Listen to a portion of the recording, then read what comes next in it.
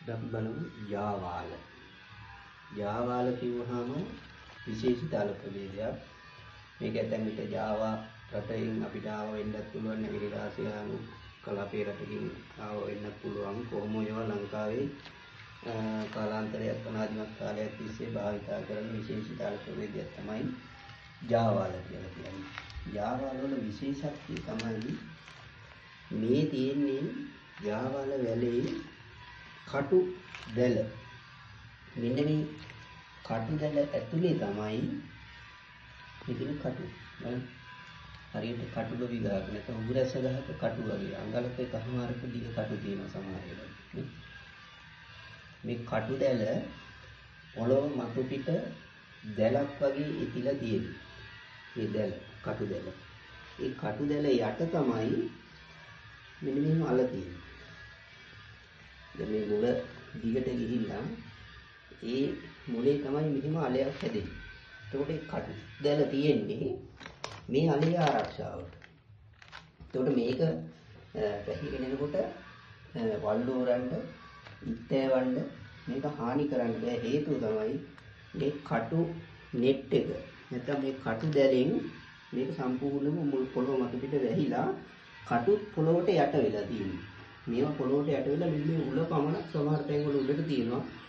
අනිත් ඔක්කොම මේ පසෙන් වැහිලා තියෙන්නේ. ඒතකොට දන්නේ නැති කෙනෙක් ජාවාල වැලක් ආරන්න ගියොත් එහෙනම් මේ කටු වැලෙන් විශාල හානියක් කරගන්නවා. ඒ හින්දා ජාවාල ආරන්න පෙර කරන්න ඕනේ මතු පිට මේ පස්තට්ටු අයින් කරලා මේ උදැල්ලෙන් මේ ටික ඔක්කොම සූරලා අරගෙන වෙනම වලක් හාරලා මේ කටු ටික කපලා හාරලා අරගෙන ඉවල්ට දාලා වහන්න ඕනේ. ඊට පස්සේ තමයි අපි අලේ විනින්න පටන් ගන්න. එතකොට මේ ජාවාලේ මේ වගේ දිගට යන මුලේ කෙළවර හැදිච්ච අලේ. මේ කිලෝ 3ක පමණ ලොකු අලයක්. මේ වගේ අල රාශියක් එක වැලක හැදෙනවා. එතකොට මේක ඇතුළත ගත්තොත් එහෙම තද සුදු පැහැයෙන් යුක්ත මේ පළුදු වෙච්ච දැන. අනිත් එක තමයි ජාවාල පළුදු වෙන්නේ නැතුව ගලව ගන්න අපි උත්සාහ කරන්න ඕනේ. පළුදු වෙන දැනින් ඉක්මනින් නරක් වෙනවා. අනිත් වැල්වල වලට වඩා මේකෙදින් විශේෂත්වය තමයි ඉක්මනින් නරක් වෙන සුළුයි. එතකොට බොහොම රසවත් අල ප්‍රභේදයක් තමයි ජාවාල කියලා කියන්නේ. මේකේ විශේෂත්වය තමයි සබහා ධර්මයෙන්ම මේක ආරක්ෂා වෙන්න ක්‍රමයක් සලසලා දීලා තියෙනවා. මේ කටු ගොන්න යට තමයි අල හැදෙන්නේ. මේ කටු net එක යට.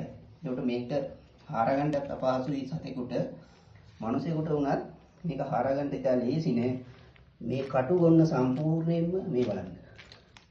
කොච්චර තියුණුද කියලා ගත්තොත් අඟල් දෙකක විතර දිග කටු තියෙනවා. එතකොට තාම සිවුම් ඇනෙන සුළුයි. හරියට ටිඟුල් වගේ. දැලේ වැල ගත්තොත් වැලේ හැම කොළයක් ළඟම හැම කොළයක් ළඟමත් වැල මැද කටු තියෙනවා. එතකොට කුකුලල වැල වලට සමානයි. කුකුලල වැලේ එක කොළයක් ළඟ විතරයි තියෙන්නේ. ජාවාල වැලේ හැම තැනකම කටු තියෙනවා. තියුණු කටු ගොන්නක් වැල හැම තැනමත් පොළොව මත පිට තියෙනවා. ඉතින් විශේෂ දාල ප්‍රභේදයක් තමයි ජාවාල කියලා කියන්නේ. මේ හැම එකක්ම අපිට පැල කරගන්නත් ආහාරයට ගන්නත් පුළුවන්. මේකේ ඕනම කොටසක් පැලවෙන්නේ.